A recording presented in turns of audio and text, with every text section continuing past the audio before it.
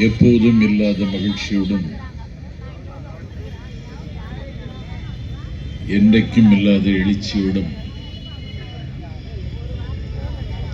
ஏற்பாடு செய்யப்பட்டிருக்கிற தமிழக வெற்றிக் கழக பொதுக்கூட்டத்தின் தலைவர், தென் சென்னை தெற்கு மாவட்ட கழகத்தின் செயலாளர் தளபதி விஜய் எள்ளென்றால் எண்ணெய் கொண்டு வருகிறவர். தளபதி விஜய் தேன் என்றால் தித்திப்பு கொண்டு வருகிறவர். தளபதி விஜய் மலர் என்றால் மாலை கொண்டு வருகிறவர். தளபதி விஜய் வெட்டிவாய் என்றால் கட்டி வருகிறவர். அவர் யார் என்றால் விஜய் தாமு என்று தொண்டர்கள் ஒப்புக்கொண்டிருக்கின்ற மாவட்ட கழகத்தின் செயலாளர் ஆரியர் தம்பி விஜய் தாமு அவர்களே. இந்த நிகழ்வில் வந்திருக்கும் அனைவரையும் வண்ணத் தமிழில் எண்ணமினிக்க வரவேற்று மகிழ்ந்திருக்கின்ற வேளச்சேரி மேற்கு பகுதி செயலாளர் தாமு விரல் நீட்டுகிற இடத்தில் வினையாற்றி பகை முடிக்கிற பந்தய குதிரை என் ஆசை தம்பி வெங்கடேஷ் அவர்களே.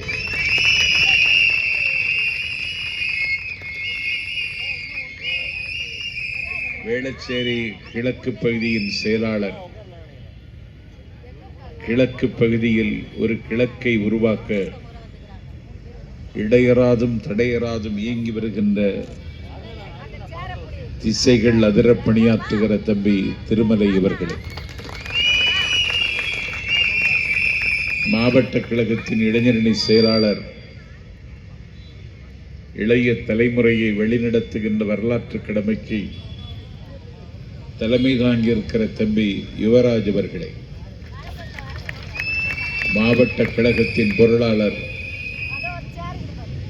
மாவட்ட நிர்வாகத்திற்கு எல்லா வகையிலும் ஒத்துழைக்கின்ற தம்பி முருகன் அவர்களே. முத்து தமிழில் இந்த நிகழ்ச்சியை தொகுத்து வழங்கிக் கொண்டிருக்கின்ற மகளிர் அணியின் இணை அமைப்பாளர் தங்கை சங்கீதா அவர்களே. வேளச்சேரியில் கண்ணு கட்டிய தூரம் வரையிலும் வெள்ளம் போல் திரண்டிருக்கிற பொதுமக்களே, காலத்தால் சீலத்தால் மூத்த பெரியோர்களே, பால் நினைந்தூட்டுகிற என் பரிவுள்ள தாய்மார்களே, வரலாற்று மாற்றத்திற்கு அடையாளமாக விளங்குகிற வாலிப தம்பிகளே, கற்றறிந்த சான்றோர்களே, கட்சிக்கு அப்பாற்பட்ட நடுநிலையாளர்களே, மாற்றான் தோட்டத்தில் மணக்கும் மல்லிகைகளே, கூட்டத்திற்கு அனுமதியும் பாதுகாப்பும் வழங்கிக் கொண்டிருக்கிற காவல்துறையை சார்ந்த கண்ணியத்திற்குரிய அதிகாரிகளே, எளியவன் என்னுடைய பேச்சை அச்சு பிசகாமல் ஒற்றெடுத்து அண்ணன் ஸ்டாலினிடத்தில் ஒப்படைக்க அக்கறையோடு வந்திருக்கிற அரசாங்கத்தின் ஒற்றர்களே, எல்லாவற்றுக்கும் மேலாக காலம் தந்த நன்கொடை, ஒரு நூற்றாண்டு கால இடைவெளிக்கு பிறகு தமிழ் ஞானம் கொண்டாடுகிற அற்புத தலைவர், இரவை பகலாக்கி பகலை இரவாக்கி பாடுபட்டு சேர்த்த பணத்தை ஒரு பொருட்டாக கருதாமல் அன்றாடம் பாடுபடுகிற மக்களுக்கு, எனக்கு ஒரு முகமும் முகவரியும் தந்த மக்களுக்கு நான் ஏதாவது செய்ய வேண்டும் என்று கருதி தமிழக வெற்றிக் கழகத்தை தொடங்கிய தலைவன் விஜய் அவர்களின் நெஞ்சில் குடியிருக்கும் என் செல்வ தம்பிகளே, வணக்கம். மிக நீண்ட இடைவெளிக்கு பிறகு வேளச்சேரியில் தம்பி தாமுவின் தலைமையில் நடைபெறுகின்ற இந்த கொள்கை விளக்க பொதுக்கூட்டத்தில் கழகத்தினுடைய கொள்கை பிறப்பு துணை செயலாளர் லயோலா மணி வானம் மதுர முழங்கியதற்கு பிறகு இனிமேல் பேசுவதற்கு என்ன இருக்கிறது என்று நான் கருதுகிற அளவுக்கல்ல, கவலைப்படுகிற அளவிற்கு லயோலா மணி பேசியிருக்கிறார். அவர் போகிற போக்கில் எனக்கு வயதாகிவிட்டது என்று அவர் குத்தி காட்டிவிட்டு உட்கார்ந்திருக்கிறார். தமிழ்நாட்டில் தென்திசை குமரி முதல் திருத்தணி மலையின் எல்லை வரையிலும் இன்றைக்கும் ஒரு குன்றாத ஆர்வத்தோடும் குறையாத ஆவேசத்தோடும் சுற்றி வருகிறவன் நான். ஒரு மேடை பேச்சுக்கு தமிழ்நாட்டில் ஒரு நிரந்தர அடையாளமாக என்னை தக்க வைத்துக் கொண்டவன் நான். பேச்சுலகத்தில் ஒரு மார்க்கண்டேயனைப் போல ஒரு 39 ஆண்டு காலம் மேடைகளில் பயணம் செய்தவன் நான். என்னை பொறுத்தவரையில் திராவிட முன்னேற்ற கழகத்தின் ஆதரவு நிலைப்பாட்டை எடுத்து பேசி வந்தவன் நான். ஆனால் தம்பி விஜய், தளபதி விஜய் தமிழக வெற்றி கழகத்தை தொடங்கிய அன்றைக்கு நான் செய்தியாளர்களை சந்தித்து விஜயின் தொடக்கம் அற்புதமாக இருக்கிறது, அவர் தான் உருவாக்கி இருக்கிற கொடியில் 2 யானைகளை வைத்திருக்கிறார், இது ஒரு பண்பாட்டு அடையாளத்தினுடைய மீட்சியாகத்தான் நான் பார்க்கிறேன். தமிழர்களினுடைய போர் யானையை வெற்றி கழகத்தின் கொடியில் தளபதி விஜய் வைத்திருக்கிறார் என்றால் யானை புறப்பட்டு விட்டது என்பதை எதிரிகளுக்கு சொல்வதற்கு அவர் இந்த சின்னத்தை வைத்திருக்கிறார் என்று பதிவு செய்தேன். எங்கள் சங்ககால மன்னர்கள் போருக்கு புறப்படுகிற பொழுது வாகை பூக்களை சூடிக்கொண்டு போவார்கள். அந்த வாகை பூவை தமிழகம் மறந்துவிட்டது. அது எங்கே பூக்கும், அது எப்படி இருக்கும் என்று கூட யாருக்கும் தெரியாது. அந்த வாகை பூவை கொடியில் வைத்திருக்கிறார் என்றால் தமிழ்நாட்டின் பண்பாட்டு அடையாளத்தை மீட்கிற ஒரு சத்திய ஆவேசம் தளபதி விஜய்க்கு இருக்கிற காரணத்தினால் அந்த கொடியில் வாகை பூவை பதிவு செய்தார் என்று நான் அன்றைக்கு செய்தியாளர்களிடத்திலே நான் சொன்னேன். ஆனால் ஒரே ஒரு குறை, தமிழக வெற்றி கழகம் என்கிற கட்சியில் அந்த பெயரில் அந்த வெற்றிக்கு பிறகு இக்கு வர வேண்டும். ஐகாரத்திற்கு பிறகு வல்லினம் மிகுந்து வந்தால் ஒற்றெழுத்து போட வேண்டும் என்பது தமிழின் இலக்கண விதி. யார் தளபதிக்கு சொல்லிக் கொடுத்தார்கள் என்று தெரியவில்லை, இக்கு வரவில்லை என்று சொன்ன அன்றைக்கே தமிழக வெற்றி கழகம் என்று இக்கு போட்டு பெருந்தன்மையோடு நான் அன்றைக்கு சொன்னதை உள்வாங்கிக் கொண்டதை திருத்தம் செய்தார் தளபதி விஜய். அந்த நிமிடத்திலிருந்து திராவிட முன்னேற்ற கழகத்தில் இருக்கிறவர்கள் என்னை கடித்து குதறினார்கள், என்னை வசைப்பாடினார்கள், என்னை அவமதித்தார்கள், என்னை 6வது விரலாக அலட்சியப்படுத்தினார்கள், என்னை அங்கீகரிப்பதற்கு மறுத்தார்கள். நான் ஜெயலலிதா அம்மையாரின் மறைவிற்கு பிறகு 7 ஆண்டு காலத்தில் எந்த கட்சியிலும் சேராமல் திராவிட இயக்கத்தின் சொற்பொழிவாளன் என்று சுற்றி வந்த என்னை நான் பயணம் செய்யக்கூடாது என்று என்னுடைய பாதையிலே முள்ளை விதைத்தார்கள். ஆகவே என்னை இருட்டடிப்பு செய்து, என்னை அலட்சியப்படுத்தி, என்னை அதிகாரத்தில் இருக்கிற திமிரில் அழித்து விடலாம் என்றவர்கள் துடித்த பொழுது என்னை தாங்கிக் கொள்வதற்கும் ஒரு தலைவன் இருக்கிறான் என்று தளபதி விஜய் அவர்களை நம்பி டிசம்பர் திங்கள் 5ஆம் தேதி நான் தமிழக வெற்றி கழகத்தில் நான் இணைத்துக் கொண்டேன். இன்றைக்கு புதிதாய் பூக்கிற மலரை போல தினமும் நான் பூக்கிறேன். லட்சக்கணக்கான இளைஞர்களை நாளும் பார்க்கிறேன். தமிழக வெற்றி கழகத்தினுடைய சாகா வரம்பற்ற கொள்கைகளை தமிழ்நாட்டினுடைய 8 தெற்கிலும் இன்றைக்கு கொட்டி முழக்குகிறேன். பிறப்புக்கும் எல்லா உயிர்க்கும் என்று என்னுடைய தம்பிமார்கள் அதை உற்சாகத்தோடு சொல்லுகிற பொழுது அது திருக்குறள் தான் என்று பல பேருக்கு தெரியாது. பிறப்புக்கும் எல்லா உயிர்க்கும் சிறப்பொவ்வா செய்தொழில் வேற்றுமையான் என்று சொல்லுகிறது திருக்குறள். அந்த திருக்குறளை தமிழர்கள் மறந்துவிட்டதற்கு பிறகு ஒவ்வொரு வீட்டிலும் பிறப்புக்கும் எல்லா உயிர்க்கும் என்று திருக்குறளை உச்சரிக்க வைத்த வரலாற்று அதிசயத்திற்கு பெயர் தளபதி விஜய். ஆகவே இன்றைக்கு 1 கோடி இளைஞர்கள் தளபதியை உச்சியில் வைத்து கொண்டாடுகிறார்கள். இல்லறத்திற்கே தலைமை தாங்கக்கூடிய தாய்மார்கள் தமிழ்நாட்டில் ஒரு மாற்றம் வர வேண்டும். தமிழ்நாட்டில் ஒரு மாற்றத்தை கொண்டு வருகிற தலைவன் வரமாட்டானா என்று தமிழ்நாட்டு மக்கள் தவம் இருந்தார்கள். வானம் இருண்டதடா, வல்லிருட்டு சூழ்ந்ததடா, மான தமிழரினும் மங்கி கருத்ததடா, ஈனம் கலந்ததடா, இழிவி மிகுந்ததடா, சேனை அமைத்த இனம் செங்கோல் இழந்ததடா என்று பாடினான் பாரதிதாசன். வானம் இருண்டு கிடக்கிறது, வல்லிருட்டு சூழ்ந்திருக்கிறது. இந்த வல்லிருட்டை உடைக்கவும் இந்த இருண்டு கிடக்கிற இதய கிழக்குகள் விடுவதற்கும் ஒரு புதிய தலைவன் புறப்பட்டு வரமாட்டானா என்று தமிழ்நாட்டு மக்கள் தவம் இருந்த பொழுது இதோ வருகிறேன் என்று எங்கள் தலைவர் வந்தார். தமிழக வெற்றி கழகம் 2 ஆண்டுகளை கடந்து இன்றைக்கு 3வது ஆண்டில் அடியெடுத்து வைத்திருக்கிறது. 1949 செப்டம்பர் திங்கள் 17ஆம் தேதி ராபின்சன் நந்தவரத்தில் மழை பொழிந்து கொண்டிருக்கிற ஈரமான சூழலில் அண்ணா திராவிட முன்னேற்ற கழகத்தை தொடங்கினார். 49 அண்ணா கட்சி தொடங்கி அண்ணா ஆட்சிக்கு வருவதற்கு 18 ஆண்டு காலம் எடுத்துக்கொண்டார். 17 ஆண்டுகள் 18 ஆண்டுகள் எடுத்துக்கொண்டார். 67 அண்ணா ஆட்சிக்கு வந்தார். 49 தொடங்கிய கட்சியை 67 ஆட்சியில் கொண்டு அமர வைத்தார் அறிஞர் பெருந்தகை அண்ணா. 1972 சந்தனத்தில் உடலெடுத்து சந்தனத்தில் முகமெடுத்து சரித்திரம் படைத்த தலைவன் மக்கள் திலகம் எம்ஜிஆர். தேக்கு மரம் உடலை தந்தது, சின்ன யானை நடையை தந்தது, பூக்களெல்லாம் சிரிப்பை தந்தது, பொன்னல்லவோ நிறத்தை தந்தது என்று தமிழ்நாட்டு மக்கள் கொண்டாடி மகிழ்ந்த மக்கள் திலகம் எம்ஜிஆர் 1972 அதிமுகவை தொடங்கினார். 5 வருட அவகாசத்தில் 77 ஆட்சியை பிடித்தார். இது தமிழ்நாட்டின் வரலாறு. ஆனால் 2 வருடம் தான் முடிந்திருக்கிறது.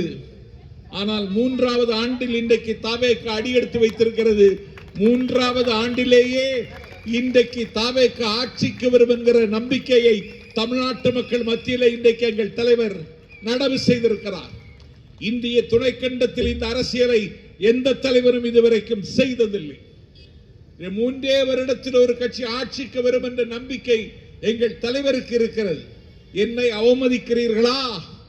என்னை அவமதிக்கிறீர்கள் என்றால் தமிழர்களை அவமதிக்கிறீர்கள் என்ற அர்த்தம். என்னை அலட்சியப்படுத்துகிறீர்களா? என்னை அலட்சியப்படுத்துகிறீர்கள் என்றால் தமிழர்களை அலட்சியப்படுத்துகிறீர்கள் என்ற அர்த்தம். என்னை கொச்சைப்படுத்துகிறீர்களா? என்னை கொச்சைப்படுத்துகிறீர்கள் என்றால் தமிழ்நாட்டு மக்களை கொச்சைப்படுத்துகிற அர்த்தம் என்று தமிழ்நாட்டு மக்களில் ஒருவனாக தன்னை முன்னிறுத்தி கொண்டு அவர் தன்னுடைய பயணத்தை தொடருகிறார். இங்கே வரவேற்புரை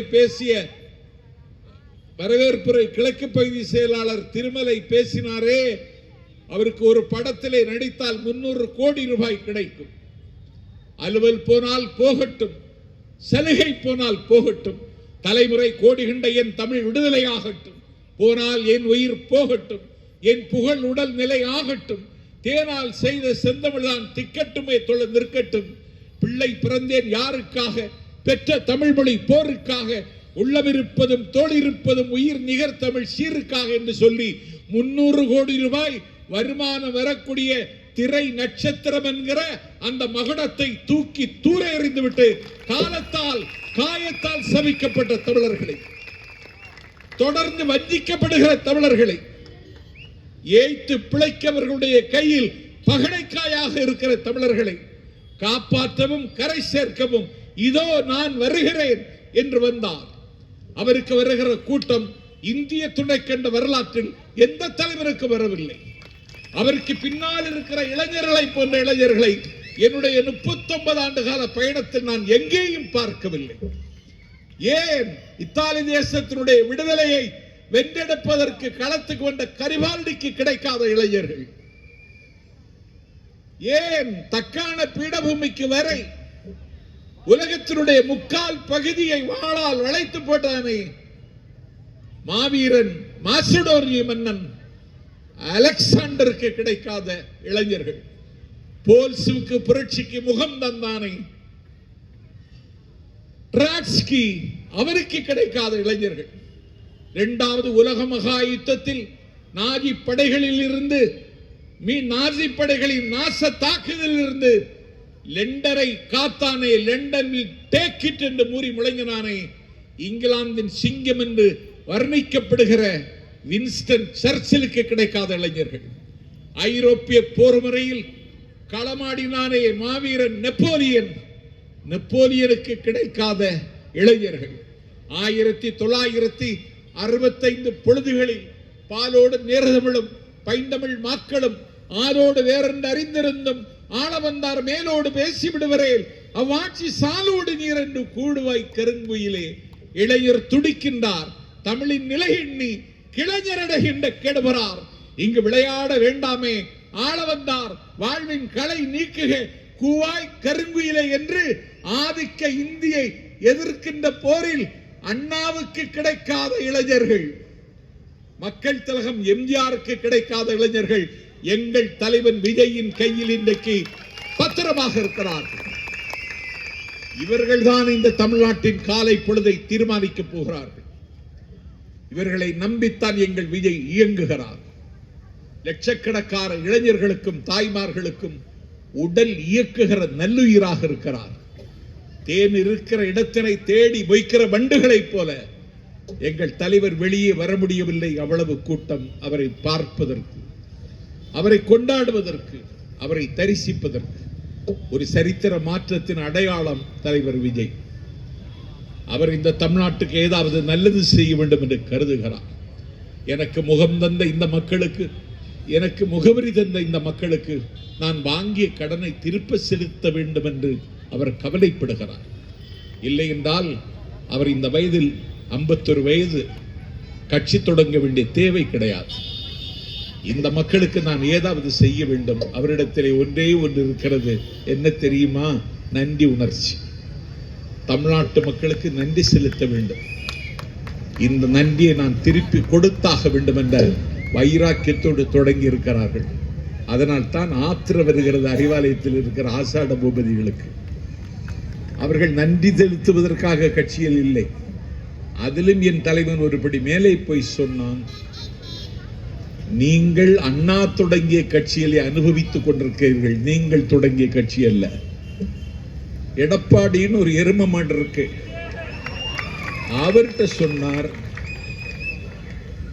எம்ஜிஆர் தொடங்கிய கட்சியை நீ அனுபவிச்சுட்டு இருக்க, எங்க கட்சி அப்படி இல்லை. நானே தொடங்கி, நானே நிர்மாணித்து, நானே வீகம் வகுத்து, நானே வியர்வை பாசனம் செய்து நான் இந்த கட்சியை கட்டமைத்திருக்கிறேன் என்று சொல்லுகிற அந்த பெருமிதம் இருக்கிறதே, அது எங்கள் தலைவருக்கு மட்டும்தான் சொந்தம். இன்றைக்கு அறிவாலயம் அலறுகிறது. மு.க. ஸ்டாலின் போகிற இடத்துக்கெல்லாம் கூட்டமே வருவதில்லை. பெண்களுக்கு 300 ரூபாய் 500 ரூபாய் கொடுத்து கூட்டிக் கொண்டு வருகிறார்கள். பெண்கள் வந்து உட்கார்ந்து இருக்கிறார்கள். ஆர்வத்தோடு ஸ்டாலின் பேச்சை கேட்கிறார்களா? இல்லை. இந்த சனி எப்போ தொலையும், வீட்டுக்கு போலாம் அப்படின்னு பெண்கள் உட்கார்ந்து இருக்காங்க. திமுக தொண்டனாவது மகிழ்ச்சியாக இருக்கிறானா? இல்லை. ஏன்னா எல்லாவற்றையும் அவர்களே அறுவடை செய்கிறார்கள். அவர்களுடைய கிண்ணமே நிரம்பி வழிகிறது. அவர்கள் வீட்டுக்குள்ளேயே எல்லா செல்வமும் குவிகிறது. எல்லா அதிகாரமும் ஒரு குடும்பத்தின் கையில் சிக்கிவிட்டது. நான் திராவிட முன்னேற்ற கழகத்தை நேசிக்கிறவன். நான் திமுகவாகவே பிறந்தவன். என் பெயர் சம்பத், என் அண்ணன் பெயர் கருணாநிதி, என் தம்பியின் பெயர் ஸ்டாலின். அப்படி நேசித்த குடும்பத்து பிள்ளை நான் கேட்கிறேன், திமுகவில் யாருக்காவது உழைத்தவனுக்கு உரிய அங்கீகாரம் உண்டா? திமுகவுக்காக இரத்தமும் கண்ணீரும் காணிக்கை தந்தவரை நீங்கள் மதிக்கிறீர்களா?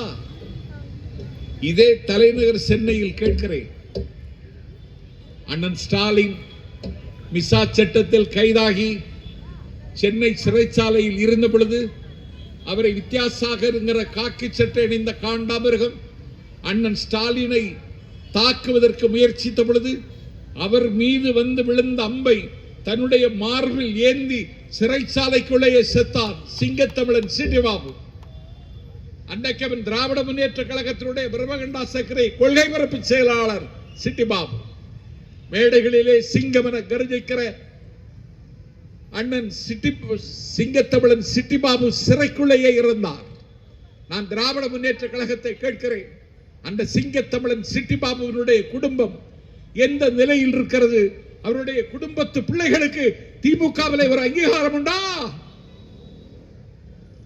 இதே திமுகவை தலைநகர் சென்னையில் வளர்த்தெடுத்தவர் மைனர் மோசஸ்.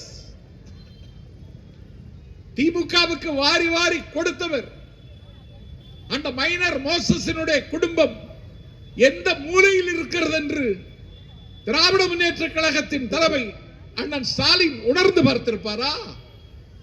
எனக்கு முன்னாலேயே எனக்கு ராஜபாட்டை போட்டு தந்த நாவுக்கரசர் நாஞ்சிலார் நேரு பெருமானிடத்தில் அண்ணாவை அறிமுகம் செய்கிற பொழுது டிவோஷன், டெடிகேஷன், டிட்டர்மினேஷன், டிரெக்ஷன் எல்லாம் பொருந்திய தலைவர் எங்கள் தலைவர் அண்ணா இவர்தான் என்று டெல்லி பட்டினத்தில் சரிந்து கொண்டிருக்கிற சாம்ராஜ்யங்களின் சாம்பல் மேடாம் டெல்லி பட்டினத்தில் அண்ணாவை நேருவுக்கு அறிமுகம் செய்தாரே நாவுக்கரசர் நாஞ்சிலார்.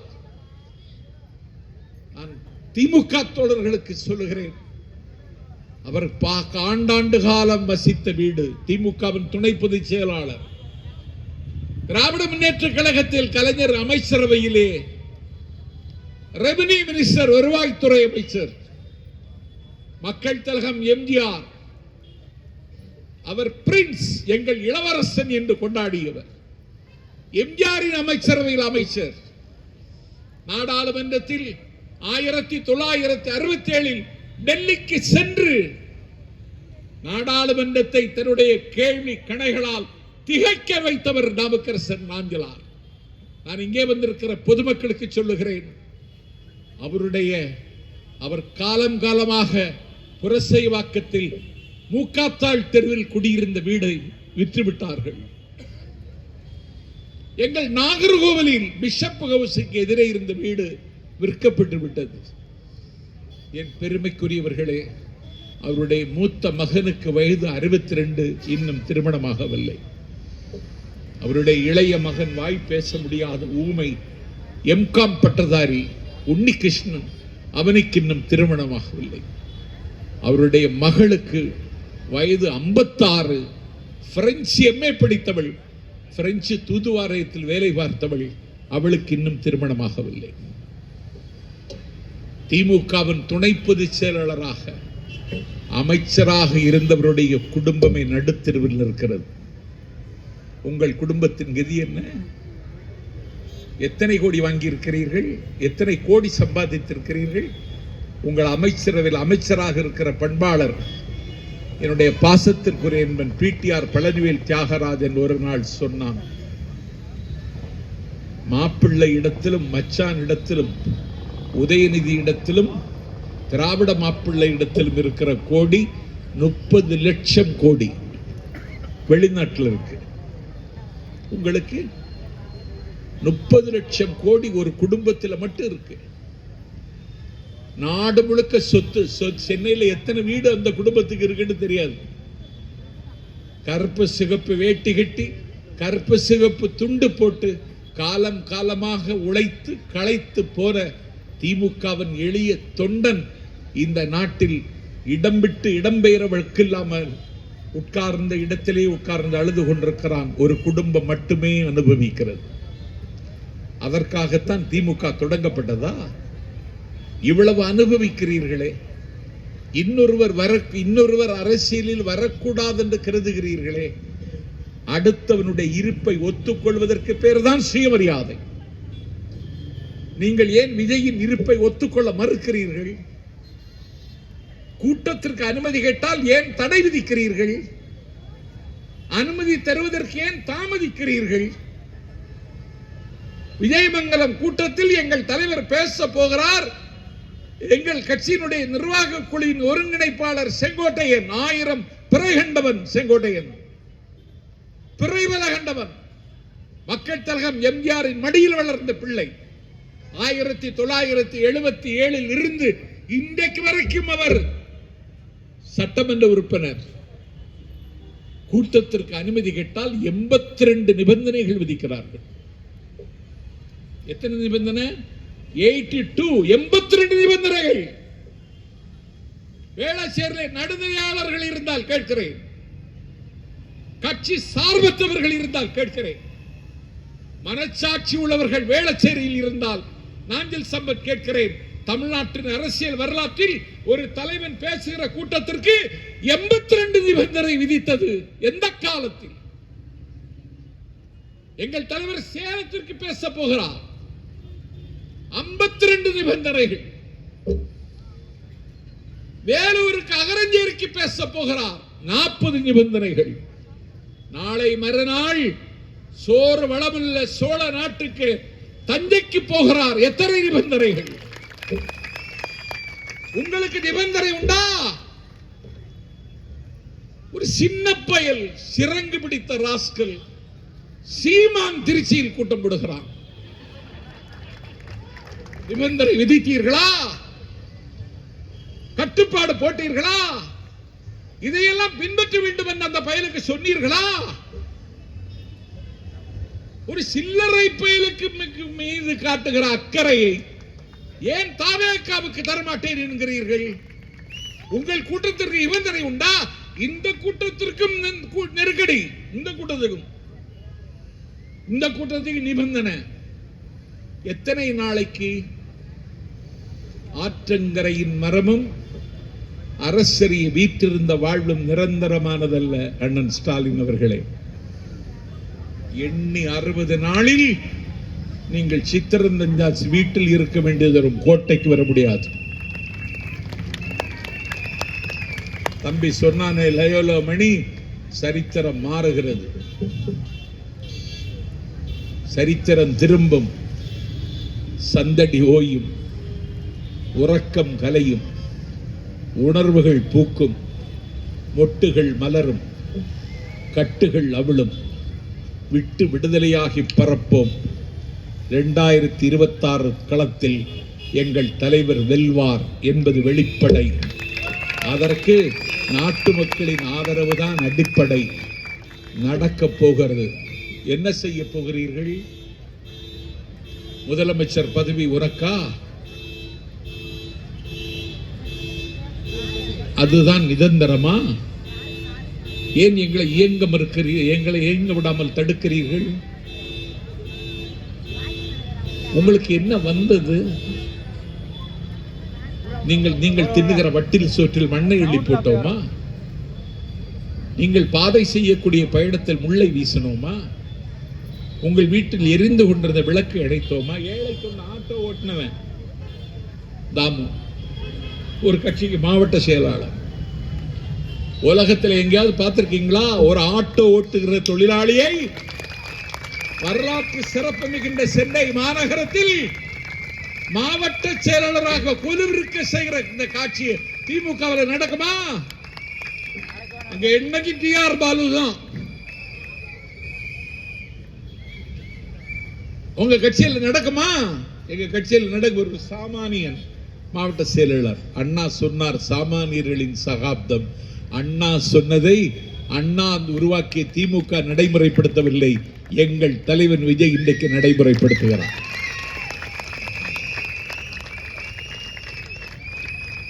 எங்க கட்சியில எல்லாருமே சாமானியர்கள், உழைக்கிறவர்கள். நான் முதல் கூட்டம் ராணிப்பேட்டைக்கு பக்கத்தில் மாம்பாக்கம் பேசணும். அந்த மாவட்ட செயலர் என்ன செய்யறீங்கன்னு கேட்டேன். பூக்கடை வச்சிருக்கீங்கன்னு சொன்னார். ஒரு பூக்கடை வைத்து வாணிகம் செய்கிற ஒரு ஏழை தொண்டன் இந்த கட்சிக்கு மாவட்ட செயலாளராக இருக்கிறார். நான் நேற்று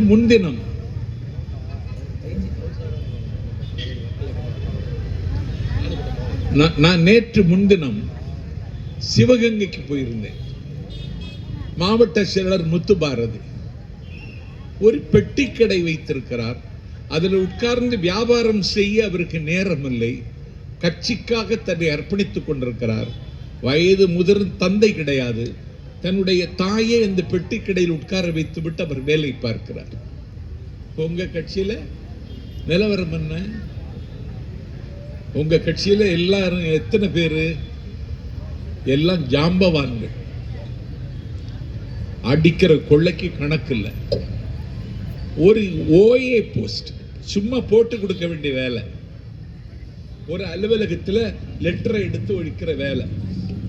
அதுக்கு 10 லட்சம் ரூபாய் கேட்கிறாங்க. இத்தனை கோடி குவித்து வைத்திருக்கிறார்கள். என் தலைவன் சொன்னான், நம்பிக்கையோடு சொன்னான், ஊழலற்ற நிர்வாகத்தை தமிழ்நாட்டிற்கு தருவேன் என்றார். நான் தாமுவுக்கு நினைவுபடுத்துகிறேன், ஊழலற்ற நிர்வாகத்தை தருவேன் என்று சொன்னதற்கு பிறகு 7% வாக்குகள் இன்றைக்கு விஜய் பக்கம் திரும்பி இருக்கிறது. தேர்தல் கமிஷன், தேர்தல் ஆணையம் இருக்குல்ல, அவர்களை இன்றைக்கு ஒரு கணக்கு சொல்லி இருக்கிறார்கள். 18 வயது டு 19 வயது அந்த வாக்காளர்கள் மட்டும் தமிழ்நாட்டில் 12,50,000 பேர். இந்த 12,50,000 பேரும் விசில் சின்னத்திற்கு வாக்களிக்க போகிறார்கள். கலை தேடுவதற்கு கல்லூரிக்கு சென்றிருக்கிற மாணவர்கள் விசில் சின்னத்திற்கு வாக்களிக்க தயாராகிவிட்டார்கள். நான் கேட்கிறேன், என்ன செய்ய போற? உனக்கு யார் வாக்களிப்பான்னு நீ நம்புற? நீ நாங்க மக்களுக்காக பேசுகிறோம். நேற்று முன்தினம் நாடாளும் பிரதமர் மோடி கலந்து கொண்ட ஒரு கூட்டம் மதுரையில் மண்டேலா சாலையில் நடந்தது.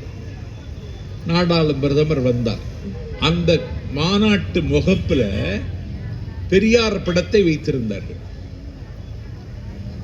அந்த பெரியார் படத்தை எடுத்து தூர எறிந்து விட்டு அதில் ஒரு தாமரை பூவை வைக்கிறார்கள். நான் தீர்ந்து போகாத திராவிட இயக்கத்தின் மீது தீராத காதல் கொண்டவர்கள் வேளச்சேரியில் இருந்தால் கேட்கிறேன், அதிமுக என்று சொல்லக்கூடிய கட்சியினுடைய பொதுச் செயலாளர் எடப்பாடி பழனிசாமி அவசியமில்லாமல் இந்த நாட்டில் உயிர் வாழ்ந்து கொண்டிருக்கிற ஆபத்தான மனிதன்.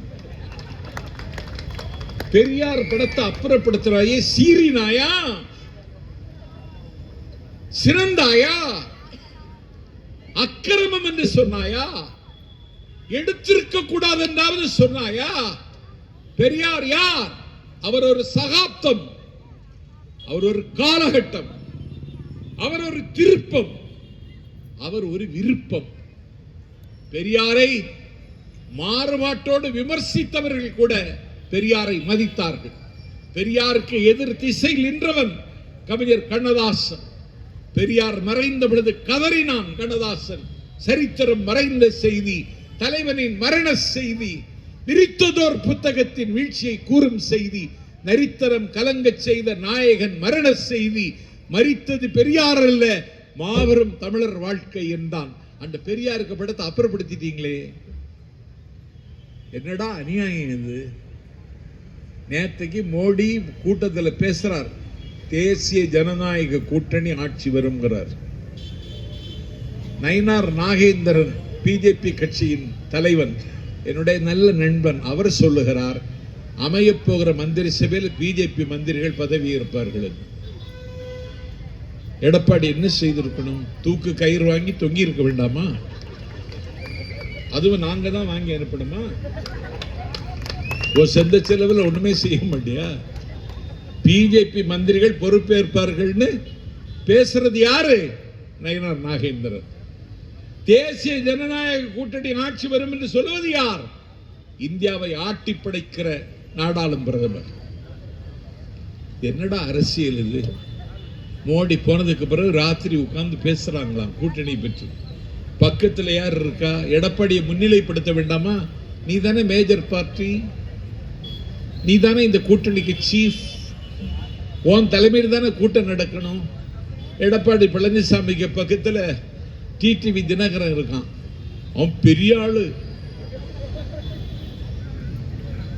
அவனுக்கு நண்பன் எங்க இருக்கான் தெரியுமா? டெல்லியில் இருக்கான், சுகேஷ் சந்திரசேகர். அவன் ஜெயிலில் இருக்கான். அவனுடைய காதலி ஜாக்குலினுக்கு 30 கோடி ரூபாய்க்கு விமானம் வாங்கி கொடுத்துக்கிறான் பிறந்த நாள் பரிசு. எவ்வளவுக்கு? 30 கோடிக்கு விமானம் காதலிக்கு. எங்கிருந்து? சிறைச்சாலையில் இருந்து. இது நிர்வாகமா? இது சிறைச்சாலையில் இருக்கிற ஒரு திருடன் அவனுடைய காதலி ஜாக்குலினுக்கு 30 கோடி ரூபாய்க்கு பிறந்த நாள் பரிசாக விமானம் வாங்கி கொடுக்கிறான் என்றால் நான் கேட்கிறேன், இது நாடுதானா? அவனுக்கு நண்பன் தான் டிடிவி தினகரன். அரசியல் அம்மனமாகி அவன் பின்னாடி மக்களே கிடையாது. அவன் பக்கத்தில் உட்கார்ந்துருக்கான் எடப்பாடி பழனிசாமி. எல்லாமே செத்தவன் கையில வெத்தல் கொடுத்த மாதிரி இருக்காங்க. இன்னைக்கு எடப்பாடியை கூப்பிட்டுட்டான் டெல்லிக்கு உள்துறை அமைச்சர். வா, உனக்கு சுண்ணத்து செய்யணும், நீ சரியா வரமாட்டேன்னு. எங்களுக்கு ஒண்ணு இல்லை. நாங்க 234 தொகுதிகளிலும் வெல்ல வேண்டும் என்று சொல்லுகிற தகுதி எங்களுக்கு இருக்கு. இந்த அரசாங்கத்தில் அவ்வளவு கஷ்டத்தில் மக்கள் இருக்காங்க. இன்னைக்கு காலையில 7 மணிக்கு தாம்பரம் சந்திப்பில் வந்து இறங்கின ஸ்டேஷன்ல கண்ணீர் வந்துடுச்சு எனக்கு. 9வது பிளாட்ஃபார்ம்ல கொண்டு விடுறான். பேட்டரி கார்னு சொல்லி ஒரு கார் வருது. அவன் ஃபர்ஸ்ட் முதல் நடைமேடைக்கு வாசல்களில் கொண்டு விடுவான்னா அந்த ஏணிப்படி வரைக்கும் தான் அந்த கார் பேட்டரி கார் போகுங்கிறான். ஏணிப்படி வரைக்கும் வந்து நான் ஏணிப்படியை ஏறி 1 கிலோமீட்டர் தூரம் மேம்பாலத்தில் நடந்து நான் கீழே இறங்கி வர்றேன். 18 மின்சார ரயில்கள் ரத்து செய்யப்பட்டிருக்கிறது. எத்தனை ரயில்? 18 மின்சார ரயில்கள் ரத்து செய்யப்பட்டிருக்கிறது. அறிவிக்கிறாங்க, பீச்சுக்கு போகிற ட்ரெயின் கோடம்பாக்கம் நிற்காது. நிக்கும்னு சொல்லுவான்னு பார்த்தா கோடம்பாக்கம் நிற்காது, நுங்கம்பாக்கம் நிற்காது, சேத்துப்பட்டு நிற்காது. நிற்காதுன்னு சொல்றதுக்கு ஒரு அறிவிப்பா? 18 ட்ரெயின் ரத்து செய்யப்பட்டு விட்டான். செங்கல்பட்டிலிருந்து சென்னைக்கு வருவதற்கு எலக்ட்ரிக் ட்ரெயினை தவிர எங்கள் மக்களுக்கு வேறு வாய்ப்பு இல்லை. 18 ரயில் ரத்து செய்யப்பட்டிருக்கிறது. யாருடா எம்பி? எக்மோர் ஸ்டேஷன் என்ன நிலைமையில இருக்கு தெரியுமா? தென்னகத்திலிருந்து நாங்கள் வருகிற ட்ரெயின் பூரா எக்மோர் வருவதில்லை. எங்க வருது? தாம்பரம் வரைக்கும் நிப்பாட்டிடுறான். சரி, நாஞ்சில் சம்பத்து வந்துடுறேன். நான் ஒரு தம்பியை கூப்பிட்டா என் கூட வாடான்னு சொன்னா எடுத்துட்டு வந்துடுவான். வயதான தாய்மார்கள், முதியவர்கள், சூலுற்றிருக்கிற பெண்கள் எப்படி அந்த இடத்தை கடந்து வருவது? 3 எம்பி இருக்கான் சென்னையில். தயாநிதி மாறேன்னு ஒரு வெள்ளக்காரன மாதிரி இருப்பான். இன்னொரு எம்பி கலாநிதி வீராசாமி, இன்னொரு எம்பி தமிழச்சி தங்கபாண்டியன். ஏதாவது ஒரு துரும்பு தூக்கி போட்டிருக்கீங்களா? ஒரு நாள் எக்மோர் ஸ்டேஷன்ல வந்து என்ன நிலைமைன்னு பார்த்திருக்கீங்களா? இந்த மக்கள் படுகிற அவதியில உங்களுக்கு ஏதாவது பங்குண்டா? எல்லாம் தொலைஞ்சு போச்சு. இன்னைக்கு என்ன நிலவரம்? நான் மிகுந்த கவலையோட வந்திருக்கேன். ஈரானின் உச்சபட்ச தலைவர் காமேனியின் மனைவி இன்றைக்கு இஸ்ரேல் அமெரிக்க ராணுவத்தால் கொல்லப்பட்டு விட்டார். நேற்று முன்தினம் அவர் கொல்லப்பட்டார். உலகம் முழுவதும் இன்றைக்கு ஒரு போர் பதற்றம். 3வது உலக யுத்தம் மூண்டு விடுமோ என்ற ஒரு கவலை. என் பெருமைக்குரியவர்களே, கோமேனியின் மீது 1000 விமர்சனங்கள் இருக்கலாம். ஆனால் அமெரிக்கா என்கிற ஏகாதிபத்தியத்தை எதிர்த்தவன், மூறி முழங்கியவன், அமெரிக்காவினுடைய தடையை தாண்டி அணுசக்தி நாடாக ஈரானை உருமாற்றியவன், அவன் இன்றைக்கு கொல்லப்பட்டிருக்கிறான். அவனுடைய குடும்பமே சூறையாடப்பட்டிருக்கிறது. மக்கள் அழுது கொண்டிருக்கிறார்கள். நாஞ்சில் சம்பத் கேட்கிறேன், நேற்றைக்கு நாடாளும் பிரதமர் எங்கள் மாட மதுரைக்கு வந்தாரே, உலகத்துல பெரிய வல்லரசுக்கு தலைவரா மோடி, ஒரு செய்தி சொன்னீங்களா? இந்த யுத்தம் நிறுத்தப்பட வேண்டும் என்று சொன்னீர்களா? இந்தியா அதற்கு முயற்சிக்கும் என்றாவது சொன்னீர்களா? எனக்கு இருக்கிற கவலை, தேர்தல் வந்துடுச்சு. டீசல் என்ன விலைக்கு நாளைக்கு விற்கும்னு தெரியாது. 1 பவுன் தங்கம் 1,29,000 ரூபாய் இன்னைக்கு. 1 கிராம் வெள்ளி 350 ரூபாய். நீங்க எல்லாம் என்ன செய்ய போறீங்க? எப்படி? உங்களுக்கு நகை இல்லாம இருக்கவும் முடியாது, ஒண்ணும் இல்லைன்னா கல்யாணி கவரிங் வாங்கி நகையை மாதிரி நடிப்பீங்க. நான் என் பொண்டாட்டிகிட்டே சொன்னேன், நகைக்கெல்லாம் ஆசைப்படாத. ஜெயலலிதா எல்லாம் நகையே போடலை. முதலமைச்சர் ஜெயலலிதா உனக்கு தெரியுமில்ல, நகை போட மாட்டாங்க, நீயும் போடாம இருன்னு என் பொண்டாட்டிகிட்ட சொன்னேன். அவ சொன்ன என்ன முதலமைச்சர் ஆக்குங்க, நான் போட மாட்டேன்னா. இந்த ஆசைகளை விடுங்க. உலகம் ஆபத்தில் இருக்கிறது. ஒரு நல்ல தலைவன் தேவைப்படுகிறான். அவன் தளபதி விஜய் என்கிற வடிவத்தில் வந்து விட்டான். விண்ணுக்கும் மண்ணுக்கும் விசுரூபம் எடுத்து நிற்கிறான். தமிழ்நாட்டில் யாரும் சாதிக்க முடியாதை சாதிக்க வேண்டிய தலைவன் வந்திருக்கிறான். நீங்கள் தத்தளித்தால் அவர் படகாக இருப்பார், நீங்கள் தடுமாறினால் அவர் ஊன்றுகோலாக இருப்பார், உங்கள் இரும்பை பொன்னாக்குகிற மந்திரக்கோலாக இருப்பார், உங்கள் துயரங்களுக்கு விடுதலை வாங்கி துன்பங்களுக்கு விடுதலை வாங்கி தருவார், உங்கள் துயரங்களுக்கு ஆறுதலாக இருப்பார், உங்களினுடைய சுமைகளை பகிர்ந்து கொள்ளுகிற சுமை தாங்கியாக இருப்பார். அவரை நம்புங்கள், நல்லதே நடக்கும். கான்ஃபிடென்டோடு இருங்க. நன்றி, வணக்கம்.